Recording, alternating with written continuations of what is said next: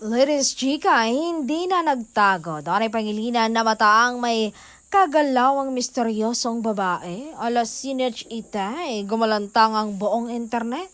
Hindi na umano nagtago ang aktor at tila hindi alintana ang mga matang nakatingin sa kanila.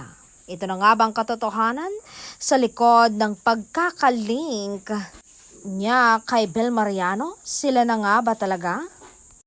Kitang-kita sa mga video na kumakalat online na pagiging komportable ni Donnie sa kanyang kasama. Isang bagay na nagpaalab sa curiosity ng mga marites.